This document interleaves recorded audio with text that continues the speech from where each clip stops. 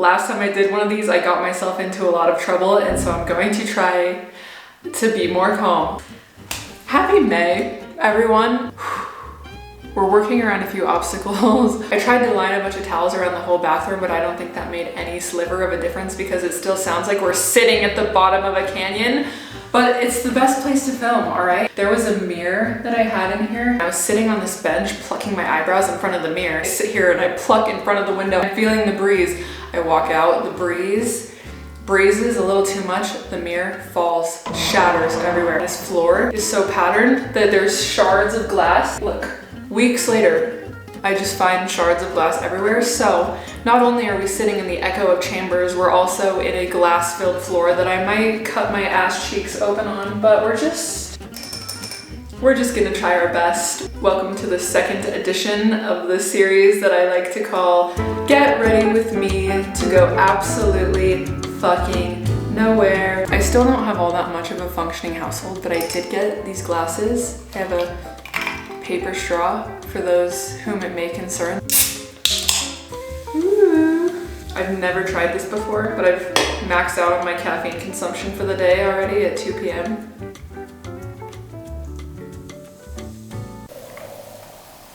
That is not the Alani Nu. That is not the Alani Nu energy drink. It's work withable. Shall we begin? I thought I would just start with the most current event that's happening in my life, and that is that I'm going to the gynecologist for the first time ever next week. It's May 1st today. Maybe that wasn't the best place to start. This video is not for my parents. This video is not for my brothers, unless you just want to know way too much detail about me, but I'm giving you a warning now. You're going to know way too much detail about me, more than you would ever want or need to know. So any adult in my life, I suggest that you just leave now. It's just a suggestion. It's not a requirement, but I'm just saying.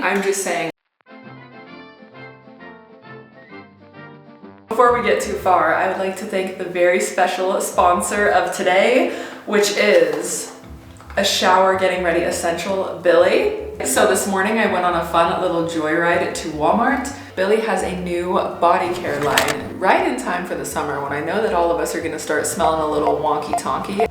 Walmart is so unserious. I love it in there. These are the Billy 24-hour all-day deodorant. Ooh, Cedar Crush, Tile Rose. Oh my gosh. If I could give you a scent profile, this one is Edward Cullen's playing baseball in the woods. Hot. All-day formula that is aluminum and baking soda free. We never want to be out here looking like a crusty, dusty mess. These don't cake or stain on your clothes. Amazing. Ooh, I love this one. This one is so fun. It's a little roller ball, lavender milk, and as you can see, it defends odors and prevents ingrown hairs. A wide arrangement of body washes, which hopefully is in your summer hygiene routine. Oh, it's like a scent spell. I got these two. This one is the Bright Citrus and Woods. These are designed to cleanse, hydrate, and treat your skin with real hardworking ingredients. Ooh, so seductive. These are sudsy gel washes. If you want to be smelling fresh, clean, gorgeous, not stanky, cranky all summer long, you can head to your local Walmart to pick up Billy's new body care collection. Can we appreciate the pop of color? Can we appreciate the aesthetic design? Thank you so much to Billy for sponsoring this video. And thank you so much to Billy for making my bathroom smell so good, all right? So, if you are a normal woman, or I don't really know, that's the thing. I apparently don't know that much about the topic, and this is not me leading by example. This is me coming to you in shame that I am a 26-year-old female. No one in my life has ever told me that I needed to go to a gynecologist. Not once ever. Not once ever. I don't know who left me in the dark. I don't know why they chose to leave me in the dark. Maybe because I've never had a raging issue, which is good, right? This is the Rare Beauty foundation. I've had this for over a year and I always hate on it, and yet somehow I'm always putting it on my face and I pretend that I hate it, but I think I actually love it. I've been through the whole spiel with all of you a million times, how I was on birth control from the time I was a wee little lad because I had severe acne. So the first time that I got put on birth control, I'm pretty sure it was from my dermatologist, and if that's not correct, then it was from a primary care doctor. But I wasn't ever at a gynecologist. I was talking to one of my friends the other week about maybe potentially possibly getting an IUD, right? I've been exploring my options because I've just been exploring my options. Terrified of all birth controls, right? Because once I got off of birth control, suddenly I could see colors again for the first time, and I wasn't severely depressed, and I wasn't severely obese, and I wasn't severely having acne every day of my life. I feel like things just go wrong, right? And not in a setting myself up for failure way. Every time I've ever taken a medication, it's just gone severely, severely, severely wrong. My body just rejects medication like the plague. My veins want nothing to do with it. My bloodstreams are screaming no. My body does not want a single drug inside of it. It always goes bad.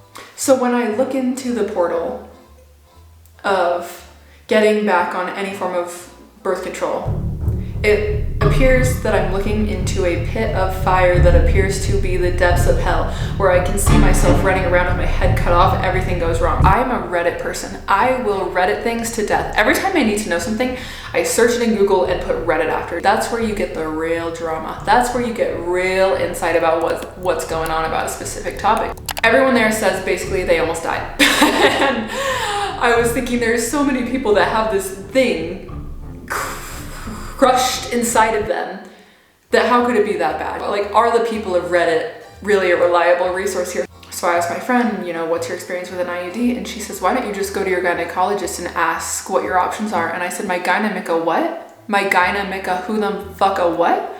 I don't have one of those. What is that? Do I have to sign up for that? I have no clue. Blank face, blank in the eye. I spent far too much time with gay men in my life. Like, I don't know. I don't know what that is. I know.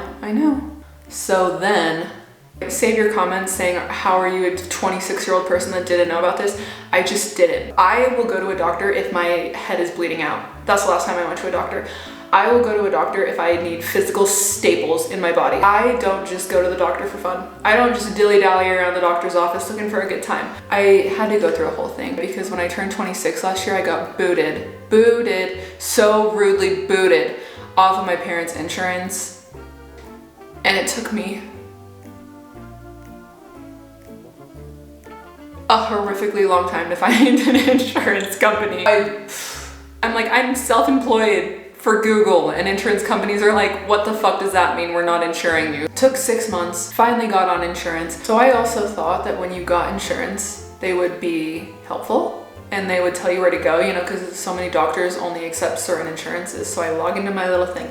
I'm feeling like a professional. I'm feeling like an adult. I'm logging into my health insurance portal looking for a gynecologist. I am a woman. I call 13. Closest appointment that I could get was 3 months out. So really, what's the point of having insurance? I don't know.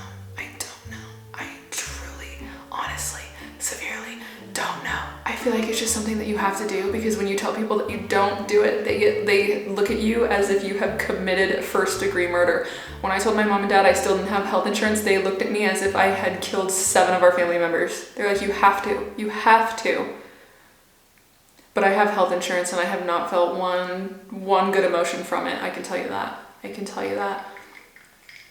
After I talked to my friend, I'm thinking, all right, like we are locked and loaded. Finally, someone was willing to give me a chance. They charged me an ass fuck ton of money for the weirdest, lowest, covers nothing, if anything happens to you, you're still fucked plan. That is my plan. That was the description that they gave me. That was the brief. And I was like, awesome, cool. What's the first thing I'm gonna do? I'm gonna go to the gynecologist. I'm gonna go experience what I've been missing out on for my entire life. This is like the end of the Barbie movie when she was going to the gynecologist. That is fucking me. That might be a way too personal question to ask people on the internet to tell me your experience if you've had an IUD, but I'm asking humbly and with fear in my eyes to tell me if you've had a good experience, because I'm dying to know if someone's had a good experience or not. Anyway, that's my life update. That is my first order of business that I thought I had to update you on. I'm also getting a pap smear. Sorry, I'm just cleaning up for you little. I just realized that I am sitting here looking like I just went through a fucking car wash. What is the most vital thing you've come to learn over the last year? This might be a little light. I'm just gonna go for it anyway. The most vital thing that I will take away from my early 20s, when it comes to the topic of, say, love or situation or situationships or relationships, or just the overall pain and suffering that I will let myself endure when looking for such thing is that love and compatibility are simply not the same thing. Mic drop. I'm gonna try to explain this in the best way possible because this is what helps me really move on from things, and this is what helps me rationalize emotions in my brain. You could love someone until you're blue in the face. You could think that someone was the greatest man or woman to ever walk the planet, that they are perfectly crafted, like their neurons are perfectly designed to just puzzle piece with your neurons, and everything is going amazingly, wonderfully, perfectly great. I want to spend every single day with them until the day that I die, head over heels. I am in love with this person. Just because you feel all those things about this person, it doesn't mean that your life is compatible with their life. When I was probably 22, and for let's move the fuck on with the story purposes, let's just say that I was 22. I'm 22, I'm living in LA, but I'm also kind of living here, all right? There was a weird crossover 6 months where I still had my townhouse in LA, and Marcus and Vincent were living there with me, but I had purchased this house, but I wasn't able to start working on it yet. I was going back and forth a lot. I was flying back and forth from LA to Colorado multiple times a month. Everything was just a little chaotic, blah, blah, blah, blah, blah, blah, blah. The details don't matter. I'm at a bar with Marcus and Vincent, and I meet this guy. First time I ever see him, I swear I just like fall head over heels for him. I'm just obsessed. I'm obsessed with him. Unfortunately, where the story starts is usually for most of us where the story also goes wrong. It all started with I met this guy, and then you just see us girls just falling off the cliff at a rapid speed. I'm obsessed, obsessed. I think he is the coolest, greatest, funniest, smartest, most awesome, full of life. I just think he's amazing, all right? And I still think those things. However, this went on for probably 4-ish months. Isn't that when things always go wrong? I don't know what it is. I don't know what these love fairies put in the air that just has a deadline. Like there is a timeline. If you're not meant to be with someone, I swear shit hits the fan at 4 months. Not a day earlier, not a day later. 4 months, everything blows to pieces. Kaboom. The atomic boom happens. 4 months. This is why I always say you don't know you really love someone until you've seen all 4 seasons with them, and I will stand behind that forever. 4 months in. So got to the point, 4 months, boop, everything explodes, and I was devastated. I've dated other people. I've like been around the block with other guys. I have never felt so simply devastated. And I was like, I've only known this guy for 4 months. Why am I on the floor screaming? How did this person that I knew for 4 months just unplug my entire nervous system? Looking back, this guy was pretty decently older than me. I think he was at least 8 years older than me. And I think he had the rational, fully developed brain thinking skills to just simply realize that perhaps we are not compatible for no other reason than that our lives aren't compatible. And that's how kind of the kaboom happened. I wanted to move to Colorado. I've already bought a house in Colorado. He lives in LA. I'm not all that religious. He was very involved in religion, which is great, right? However, like all these things just started adding up to where things just aren't compatible. Things just aren't connected. Long term, our life would have been horrible together. Long term, we would have hated each other. We would have just, the kaboom was gonna happen anyway. There was so many factors that I wasn't rationally seeing that were saying, hey, like, you can think this guy is amazing. You can think this guy is the creme de la creme, cream cheese, chef's kiss. But at the end of the day, you're just not compatible. You're just not meant to be together for the long term. You can be buddy-buddy, you can be friendly, you can be friends. You don't have to explode this entire thing. Granted, I exploded the entire thing because I was a manic 22-year-old, but I was heartbroken, shattered over this person for well over a year. When I was finally able to rationalize in my brain the feelings that I was feeling, I realized it's because I do think all of these amazing things about this person. I think it's a 10 out of 10 person standing right in front of me, and that's why I was so devastated, because I was thinking, how am I gonna let this 10 out of 10 person just freely walk away from my life? How am I gonna let this all just blow to shambles? It's because love and compatibility don't always coexist, and there will never be harmony in your relationship if love and compatibility do not coexist. You can love someone until you're blue in the face and not be compatible with them, and that is simply okay. You could be compatible with someone, your lives could line up perfectly, you could live in the same neighborhood, your parents could be obsessed with each other, you could think all the same things and still not be in love. And I feel like the lesson that I will always look for when I'm looking for someone in my life is, do love and compatibility melt into a good little panini sandwich, and are we cooking with gas here? Like, do we have all of the ingredients that cook together into one sandwich and we are happily eating our sandwich? They have to coexist. Ooh. This is the Benefit Fluff Up Brow Wax. Love. 10 out of 10. Ooh, I just love it so much. This is the best brow gel ever. Once you actually have the wax on your eyebrows, you can still move them throughout the day. They're not glued down. We're not super glued in. I'm not a person that likes to be super glued in. I like to be halfway. This is a good halfway where you have some hold, but you can still adjust, say you need to. Moving on to a simpler question that I have a simpler answer to is, why don't you start posting on your main channel again? It has millions of subscribers. Trauma.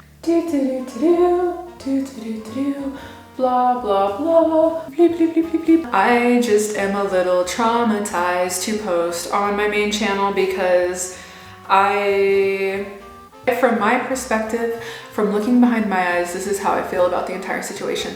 Starting this channel is what really started my healing process. This probably isn't even the most rational way of thinking, but this is the way that I was able to keep going. I really felt like I got exiled out of that channel, and that people made it so clear that they didn't want me there and that they didn't think that I deserved to be there, and that just really like hit a nerve within me. Starting this channel was how I got back into YouTube, because this is where I felt safe. This felt like fully my own channel with my own thoughts that was fully created by me, and no one could say that this was given to me. No one could say that this was handed to me. No one could say, oh, you just panhandled your way. Once I started posting here, I was really happy posting here, because I felt like the people who actually wanted to watch me and the people that I actually have some sort of online connection with would come, and they would come to a new channel, and it would be more so the people who like me versus the people that hate me, right? I would so much rather get less views with less people watching and feel like I'm in a safe place. I am telling you, I chose peace over prosperity, and that is priceless. I don't think about it in a weird way. I really don't think about it at all. And on paper, that sounds kind of sad, but I'm telling you, this is the best thing that ever happened to me. This channel fully is the best thing that ever happened to me. I will tell you one thing though, that I think that the people did me dirty. The last video that I ever posted on my main channel that just set me over the edge was when I went to the Amen clinic to get a brain scan, and people fucking railed me. People were so mad. It was pandemonium, and I'm not sure if I just posted the wrong thing at the wrong time. Like, maybe I should have read the room a little bit. Maybe I should have just not posted that. It did not occur to me once that that would be a problem. I thought, I'm a person that is severely depressed that just went through a very traumatic event. I want to go see what the fuck's going on in my brain. And they offered, they were like, you want to come get a brain scan? I said, sure. Logan Paul's done it. David Dobrik's done it. I'm not a mad scientist. I am not part of the dark web. I was just doing it for kicks and giggles. I thought this would be fun. This would be silly. I want to see the inside of my brain. When has someone ever offered you to see a picture of the inside of your brain for free? Like, come on. I was a piece of spinach that got thrown into a blender and completely dismantled over that video. And that's when I gave up posting on my main channel, because I just couldn't do it. I sobbed for days. And now people do it all the time. It was on the Kardashians. I saw the same doctor that I went to live on the Kardashians, and everyone thought it was so cool and so exciting. Oh, where do I go to get that? Oh, Kendall Jenner has anxiety and you can see it in her brain, and that's so cool. And I was like, where was this crowd? To all of the people who hate me for the brain scan video, I want you to know I wasn't trying to give you medical advice. I wasn't trying to sell my soul. I wasn't trying to be a part of the dark web. I just wanted to see a picture of the inside of my brain. But anyway, that was the best thing that ever happened to me, because that is what led me to making this channel. And I always look back on things, right, and think the worst things that happen always lead to something good. Example number 2. When I tell all of you this, just know this is something that I've been nervous to tell you. Pretty much the moral of the story is that Lucas lives here. And before you get carried away with that, I want you to know that he has his own room. And I believe in my heart of all hearts that I am just a girl that was destined to live with boys. I have been trained my entire life to live with boys, and maybe that's just because I grew up with brothers. I lived with Ryan and Shane, everything was amazing. I lived with Marcus and Vincent, everything was amazing. I lived with Lucas, everything is amazing. I just do really well with boy roommates, so I just love having boy roommates, okay? He was just my roommate. All these things that feel so life-altering and so traumatic and so end of the world, eventually, without doubt, I always look back and think this is exactly how things were supposed to happen. This is 100,000,000% in whatever you believe in way, something was looking out for me, like this is how things were supposed to happen. With that, I have found more mental peace than I've ever experienced, so that is the vital lesson that I've learned. No, we were on a completely different question. What question were we on? I forgot the question. Someone said, hey girl, hey, what's the most embarrassing thing to ever happen to you? I have plenty. I have plenty. A little benefit blush.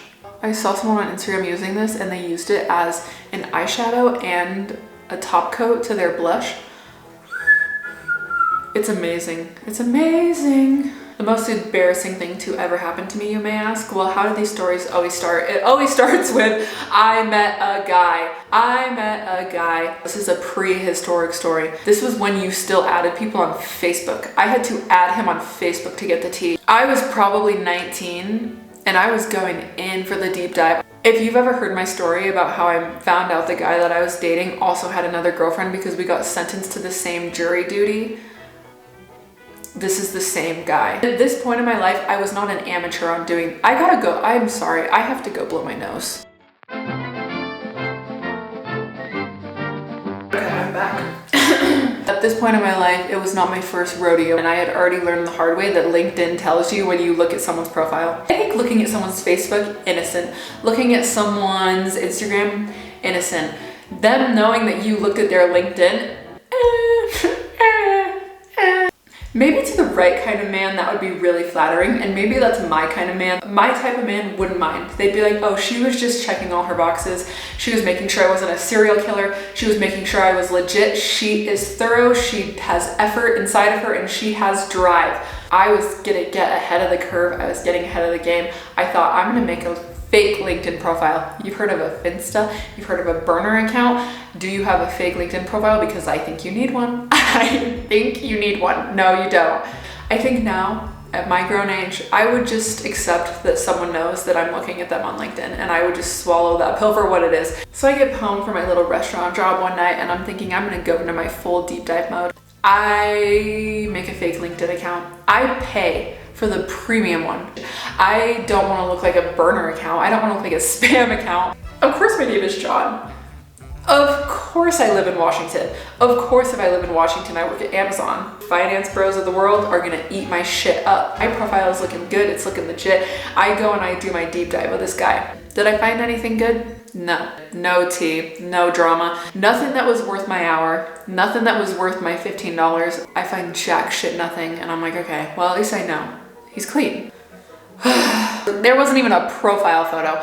I got nothing from this experience. I was hoping for a business headshot. Nope, nothing. But also, I'm at peace of mind, you know? This man is who he says he is. He does what he says he does. We could consider that a green flag. All right, well, I go to school with this guy, and he asked me to go to lunch the next day, and I'm thinking, oh my God, Johnny Appleseed wants to go to fucking lunch because, like, we are so hitting it off. We are so hitting it off. We are going to lunch in public at school. What more could a 19-year-old ever dream of? I'm sitting googly-eyed gaga with this guy eating rice at lunch, and he says, the weirdest thing happened to me yesterday. And I'm just, oh really, what happened to you? What could have possibly happened to you? He said, I made a connection on LinkedIn with someone in Washington. And I'm like, oh my God, that's so funny. How could that have possibly happened? We live in Colorado. What do you mean you made a connection in Washington? And he says, yeah. It was so weird. I just thought it was so strange that someone would have a LinkedIn profile named John Smith, because that's such a common name. And I'm like, yeah, that's crazy. That is so crazy. You look so nice today. Isn't the sunshine beautiful? Campus is amazing. This rice is awesome. Like, what are your plans for the night? And he won't drop it. He won't drop it. And he's like, yeah. The weirdest thing about it is that I scrolled down to see more about this person that I made a connection with on LinkedIn, and I'm like, yeah, isn't it really cool? Like, I heard there's a fair this weekend and school's going awesome. I enrolled into my classes. And he's like, oh, I kept scrolling and scrolling trying to figure out who is this person. And I get to the bottom, and it's so weird that their email is morganadams@gmail.com. And I'm like, yeah, that's really weird.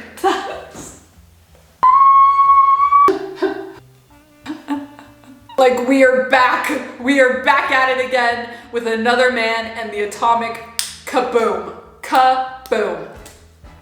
That was the kaboom. Regardless, if you need me to check up on your boyfriend, I still have the account, you know? I'm kidding.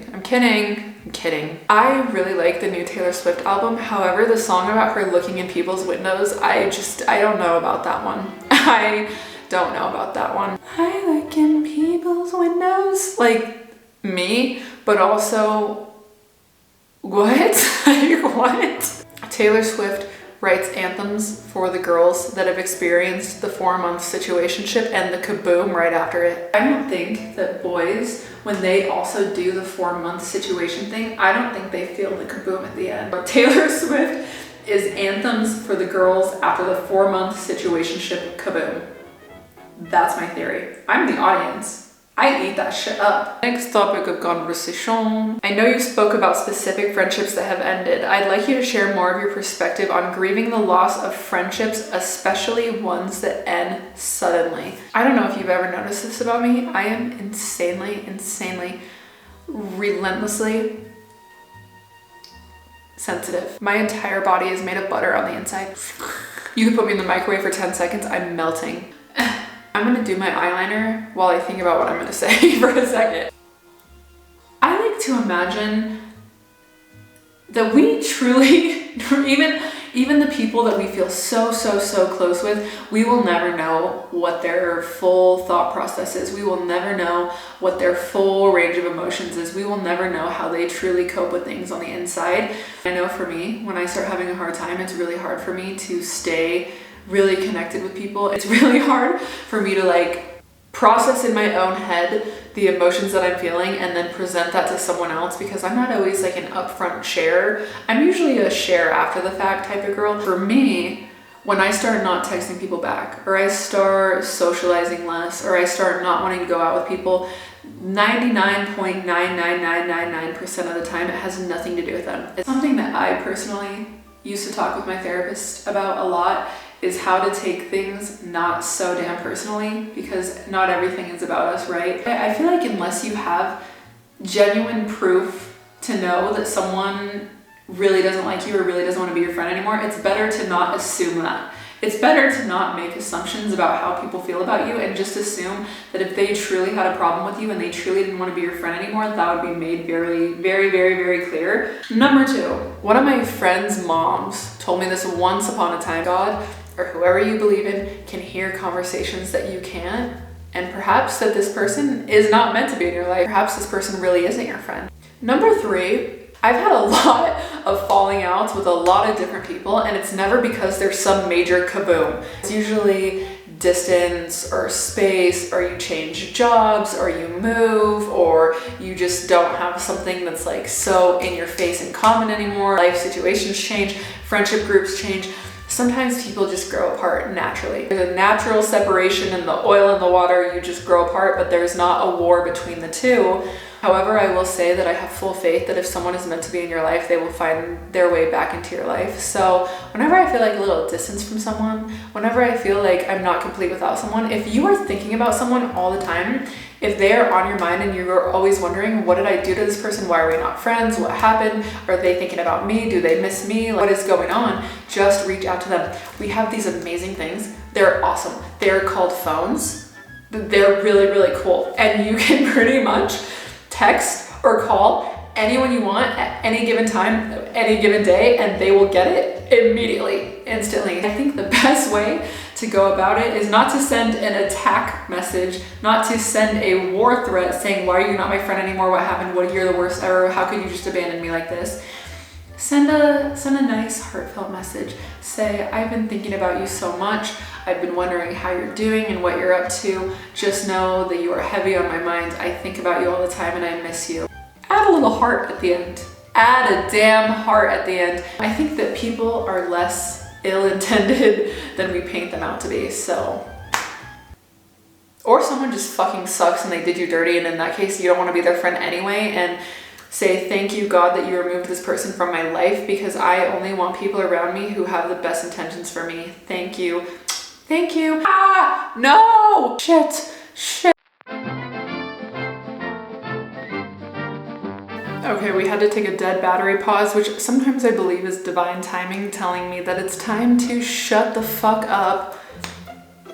And it's the best part of the makeup routine. It's the mascara. This is when everything comes to life. Not a task to be taken lightly.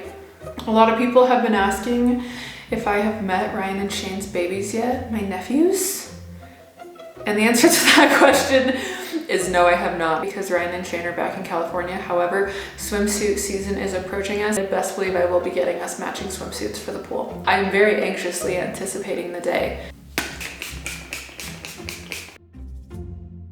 Just so you know, the next video is going to be my empty house tour. I am very nervous because I hope that people can see the amount of effort and thought and time and life that went into it. Need a lip. You thought we were done? Not yet, bitch. Not yet, bitch. I have not done my little lip. This is the blush that you can tell that I love very much. It's the Tower 28 Beach Please.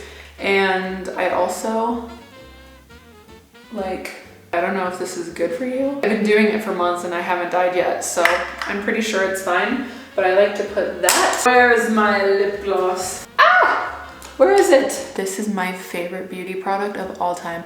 Have you ever seen your friend lose their vape? That's how I feel when I can't find this. I go ballistic. I need this. This is a drug to me. This is what keeps me going throughout the day. If I could take one thing to a deserted island, it would be a living proof dry shampoo and a Summer Fridays lip thing. Well, after I've been sitting here for 3 hours with shards of glass being stabbed into my ass cheeks, I hope you have the best May ever, and I hope all the great and amazing and wonderful and beautiful things that can happen in the world happen to you. I hope you know that I'm on your side. I hope you get the dream job that you've been searching for.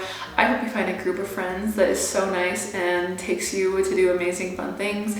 I hope you find someone in your life that just treats you like the queen of the universe. I hope all the beautiful, fun spring things happen to you, and I'm filming my house tour tomorrow, so I guess I'll see you then. That's the end. Okay, I love you so much. That was a smack of love straight to the forehead.